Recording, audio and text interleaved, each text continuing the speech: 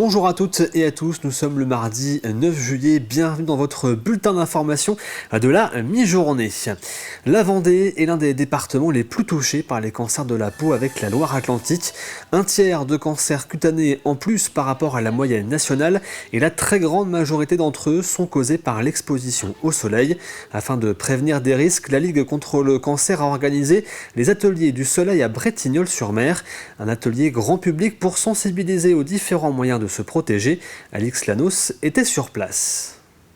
Ce jour-là, à Bretignolles-sur-Mer, un petit vent frais dissuade les vacanciers de se mettre en maillot de bain. Pourtant, shorts et t-shirts sont bien de sortie et on ne sent pas le soleil cogner malgré tout. Est-ce que vous aviez mis de la crème ce matin ? Non, le temps ce matin n'était pas terrible.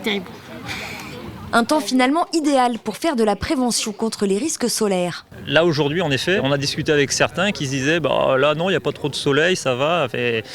On voit bien que les idées reçues sont encore là et donc on a besoin de sensibiliser le public sur ces contextes assez particuliers où il faut tout de même se protéger. En effet, les rayons du soleil peuvent sembler moins puissants derrière quelques nuages, mais ces rayons UV peuvent malgré tout brûler la peau. Les ateliers du soleil ont donc pour objectif de sensibiliser le public à l'importance de la protection. Ateliers de crémage, de prévention, de protection et jeux pédagogiques permettent d'informer le public et de faire le point sur sa situation. Je devrais un peu plus faire attention, oui. Et avant, j'avais pas de grains de beauté, maintenant j'ai plein de grains de beauté, donc je pense que ma peau a souffert un peu du soleil, oui.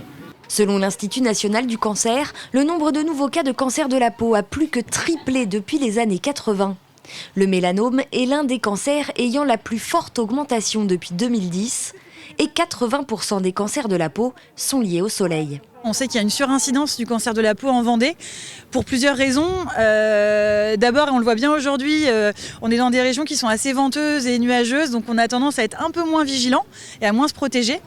On sait aussi que dans notre région, on a plutôt des profils à peau claire, cheveux clairs et yeux clairs, donc des profils qui vont être plus à risque de cancer de la peau. Enfin, on a en Vendée une pénurie de dermatologues qui entraîne des retards de diagnostic. Et puis aussi le vieillissement de la population, parce que plus on vieillit, plus on est à risque de développer un cancer de la peau. Pour se protéger au maximum tout en profitant du soleil, les gestes sont simples.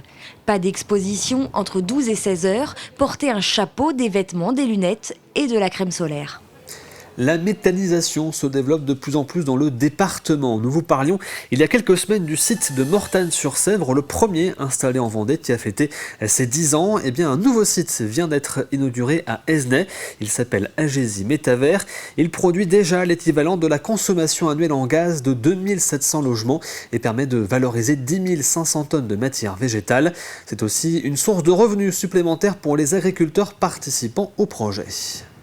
Donc c'est le premier site de méthanisation dans le pays d'Esnay. C'est le 14e en Vendée. La Vendée est un département où il y a beaucoup de sites de méthanisation. 12% des besoins de gaz sont couverts par du gaz vert, gaz renouvelable.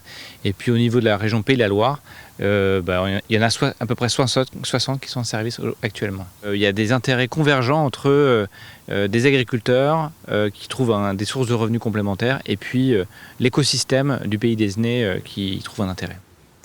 Il arrive parfois avec l'âge que les réflexes au volant ne soient plus les mêmes qu'avant et qu'une petite remise à niveau soit nécessaire. C'est ce qui était proposé cette semaine à Fromentine à destination notamment des habitants de l'Île-Dieu et de la Barre-de-Mont qui conduisent peu.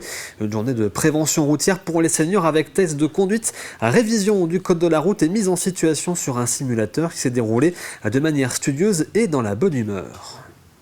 Ces 12 seniors ont participé à une journée de prévention routière à Fromentine.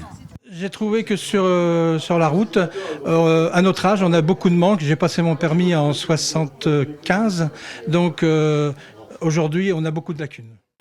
L'occasion pour ces retraités de réviser le code de la route et d'évaluer leur conduite. J'ai appris ne serait-ce que les panneaux déjà, ceux qui sont actuellement en place. Maintenant, j'en avais vu, je ne savais pas à quoi ça correspondait. Je me posais la question, mais maintenant, je ne me poserai plus la question. On vient de faire un petit contrôle au niveau du permis de conduire, se remettre au goût du jour, notamment pour la conduite. Quand on a un permis au bout de 40 ans, quand même, on prend des mauvaises habitudes, malheureusement. Et puis surtout au niveau de la signalisation, les panneaux qui ont évolué et tout. Quand j'ai passé mon permis, il n'y avait déjà pas de rond-point. Donc, Une initiative proposée par les centres communaux d'action sociale de l'Île-Dieu et de la Barre-de-Mont, suite à une demande des seniors résidant sur les communes. L'objectif, c'est de faire réviser aux personnes âgées, aux personnes de plus de 60 ans, leur code de la route, de faire un petit test de conduite et puis de se rassurer en fait sur sa conduite.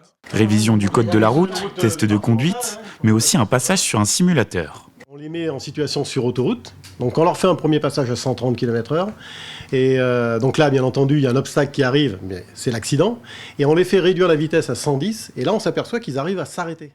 Tous les participants ont eu le droit à un audit de conduite en compagnie d'une monitrice d'auto-école. Vraiment, ils savent conduire, déjà ils ont leur permis, mais ils savent vraiment conduire, et à part des clignotants, des angles morts, mais tout le monde ne peut pas encore tourner la tête, passer un certain âge, on a de la bonne conduite. La journée s'est déroulée dans la joie et la bonne humeur. Les centres communaux d'action sociale de l'Île-Dieu et de la Barre-de-Mont espèrent réitérer l'opération l'année prochaine.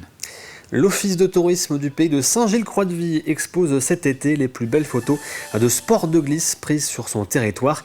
4 photographes locaux ont été mis à contribution.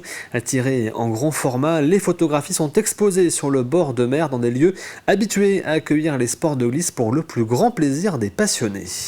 Et on a travaillé depuis 1 an avec 3 photographes, donc Flavian Couvreur, Joséphine Leroux et Pierre Tauby, pour mettre en avant tous les sports de glisse qu'il y a sur le pays de Saint-Gilles et particulièrement à Bretignolles.